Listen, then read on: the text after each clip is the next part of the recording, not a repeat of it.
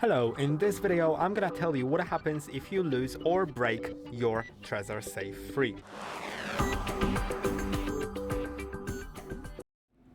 So if you lose or break your TREZOR Safe free, then nothing happens if you have your recovery phrase written down somewhere and stored somewhere safe.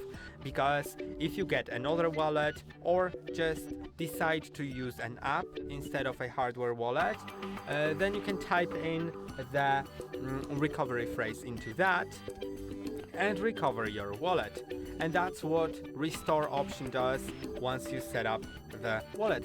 So yes, basically nothing happens, and that's why it's so important not to share your recovery phrase with anyone, since it can be used to recover the whole wallet. And of course, it doesn't have to be a Trezor wallet. You can get a Ledger wallet or Elipal Titan, or just, as I said, an app like whatever app that supports recovery phrases.